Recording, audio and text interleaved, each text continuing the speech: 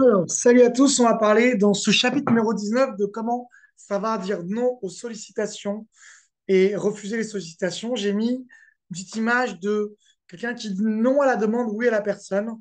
C'est vraiment super important de ne pas prendre comme du rejet ce qu'on est en train de faire quand on dit non à quelqu'un, mais plutôt rejet d'une demande, mais pas d'une personne. Donc déjà, effectivement, quand on parle de gestion du temps, il faut savoir dire non aux gens qui vont nous solliciter.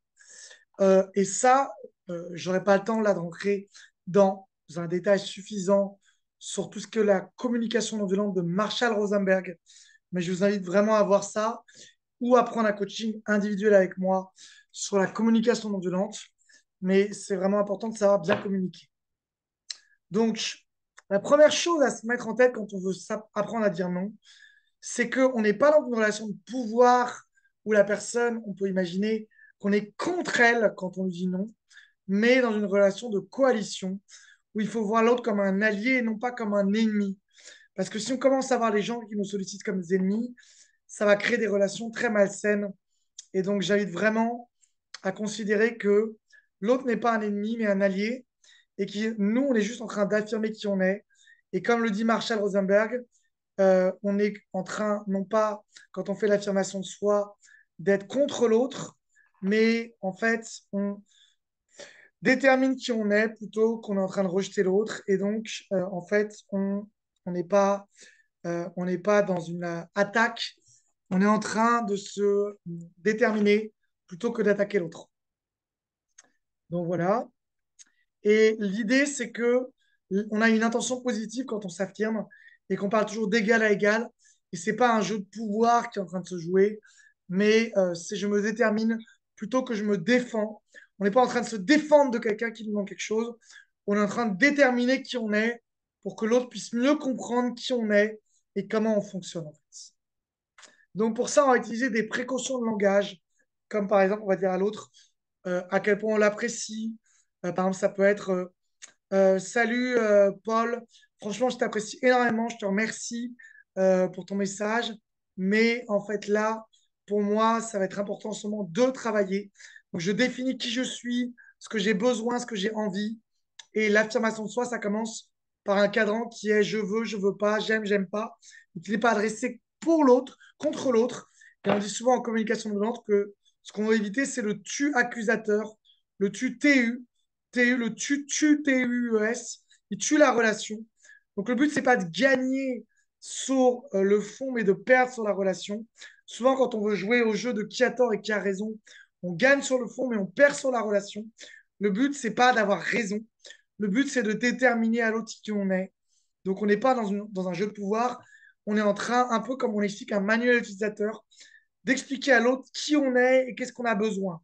Donc, l'affirmation de soi, c'est déjà vis-à-vis de soi-même. On ne peut pas bien communiquer si on ne sait pas ce qu'on veut, de déterminer qu'est-ce qu'on aime, qu'est-ce qu'on n'aime pas, qu'est-ce qu'on ne veut pas, et de déterminer à l'autre, un peu comme le mode d'emploi de qui on est, sans utiliser d'accusation, reproche, critique, jugement, sans dire tu n'écoutes pas, tu me contactes trop, tu dois arrêter ci, tu dois arrêter ça. Et éviter le tu, on parle de je.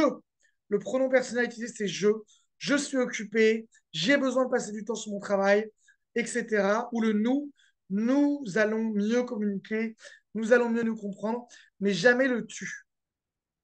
Donc exprimer ses limites, c'est dire je, je suis occupé, je vais contacter à partir de maintenant les gens et essayer d'avoir des limites qui sont impersonnelles. Essayez pas d'avoir des différences entre eux. Si c'est votre ami, votre copine, votre famille ou n'importe qui, les limites sont les mêmes pour tout le monde. Donc vous pouvez même noter sur un papier vos règles. Quelles sont les règles de communication avec vous et essayer d'appliquer ces règles, peu importe la personne qui vous contacte. Donc demander à l'autre de prioriser, c'est-à-dire si la personne vous demande un truc, vous pouvez lui dire est-ce que c'est vraiment important pour toi? Est-ce que ça te va si je te réponds plus tard? Est-ce que tu penses que tu peux te débrouiller tout seul? Ou est-ce que tu as vraiment besoin de moi? Ou même des fois, le fait, comme vous avez écouté la vidéo précédente, de ne pas être toujours disponible tout de suite dans l'instant, ça fait qu'en laissant quelqu'un, quand il vous demande un truc et en ne répondant pas tout de suite, vous allez voir que 90% des problèmes se résoudent tout seuls. puisque en fait, quand les gens ne les aident pas tout de suite, ils commencent à essayer de résoudre leurs problèmes tout seuls et ils sont dépendants de vous parce que ils ont pris l'habitude que vous les aidiez tout le temps. Donc, quand vous arrêtez de les aider tout le temps, ils commencent à faire par eux-mêmes. L'autonomie, ça passe par la dépendance. C'est-à-dire que quand les gens comprennent qu'ils ne vont pas avoir d'aide de votre part, ils apprendront à faire avec eux-mêmes. Dire ce que l'on peut faire et ce que l'on ne peut pas faire, ça, c'est parfois dur, parce que souvent, vous avez l'impression que si vous dites ce que vous ne pouvez pas faire, l'autre va vous attaquer ou traiter d'incompétent, mais non, c'est pas ça. Reconnaître vos limites, c'est pour moi la base d'un professionnel. Un professionnel a des limites de responsabilité.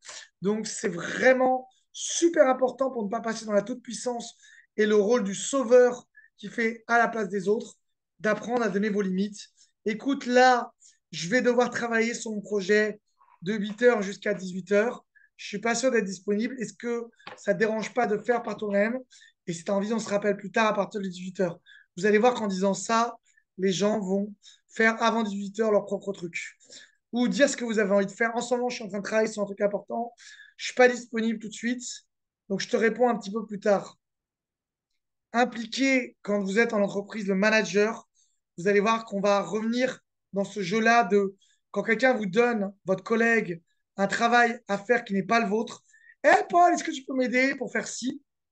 Avant de tout de suite dire oui, dire attends, il faut que je demande à mon manager pour qu'il me confirme si j'ai un peu de temps pour toi. Ah non, non, non, mais c'est pas la peine, je vais me débrouiller tout seul. Ce que va vous dire en fait la personne dans les trois quarts du temps, ou impliquer son manager.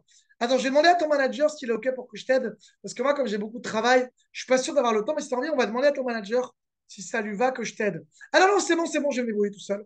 Essayez de obliger la personne à se rendre compte que ce n'est pas une obligation de votre part de faire les choses et arrêtez de dire oui à tout. Commencez par, si vous êtes quelqu'un qui est dans le faire plaisir aux autres pour être aimé, travaillez sur votre faire plaisir et commencez à apprendre à dire non parce qu'en fait, plus vous apprenez à dire ah, je suis pas sûr d'être disponible ou je suis pas sûr, et en fait, plus vous allez faire ça, plus vous allez voir que les autres, et bien, du coup, vont apprendre à faire. Donc, souvent, quand on veut essayer de faire plaisir à tout le monde et de répondre à toutes les questions, c'est qu'on est dans cette idée que quand on était jeune, on a compris que nos parents nous aimaient quand on leur faisait plaisir, et ensuite on reproduit ce schéma avec tout le monde. Donc, l'idée, c'est est-ce que vraiment c'est une bonne idée d'essayer de faire plaisir à tout le monde? À qui ça appartient cette idée qu'il faut faire plaisir aux autres pour être aimé? Quels sont les bénéfices que vous avez à faire plaisir aux autres? Et combien ça vous coûte aussi comme problème? Est-ce que vraiment c'est une bonne idée de faire toujours plaisir aux autres? Est-ce que ça ne vous cause pas d'autres problèmes dans vos relations à vous-même, de toujours vouloir faire plaisir? Est-ce que ça ne vous met pas de la pression? Est-ce que ça vous coûte quelque chose de toujours vouloir faire plaisir aux autres? Euh, Est-ce que vraiment les gens vont vous rejeter si vous leur dites non? Vous allez être surpris de voir qu'en fait, en disant non, les gens ne vont pas vous rejeter, ils vont vous respecter. Moi, j'étais surpris qu'en apprenant à donner mes limites, les gens ne m'ont pas rejeté, mais ils m'ont aimé encore plus. Et j'avais vraiment cette croyance qu'en faisant plaisir aux gens, j'allais être aimé, mais en fait, non. Des fois même, en faisant plaisir aux gens, vous êtes traité comme une merde. Alors qu'en fait, en apprenant à leur dire non, ils vont vous aimer davantage, parce qu'ils vont vous respecter davantage. Est-ce que ce serait vraiment pas mieux de se faire passer en premier et de se faire plaisir à soi-même? Ou si vous voulez être parfait, qu'est-ce qui vous oblige à vouloir être parfait aux yeux des autres? Est-ce que vous pensez qu'en étant parfait, vous allez être aimé? Et est-ce que vous ne pouvez pas vous permettre, encore une fois, d'être un peu moins parfait? Donc, vraiment, l'idée, c'est, si vous voulez, d'exprimer vos limites et de dire ce que vous pouvez faire ou pas, d'impliquer les autres. Et ce que je vous conseillerais plutôt, c'est d'apprendre à dire non à tout de base, de réfléchir ensuite si vous avez envie de le faire et de temporiser. Ah, Raphaël, est-ce que tu peux m'aider pour ça? Attends, attends, attends, je te dis un petit peu plus tard, là, je ne suis pas sûr. D'apprendre d'abord à dire je te dis plus tard, et vous allez vous rendre compte qu'en faisant ça, la plupart des gens se débrouillent tout seuls et que vous n'avez même plus besoin de les aider après. Donc c'est plutôt de dire a priori non à tout que de dire a priori oui à tout qui va vous aider.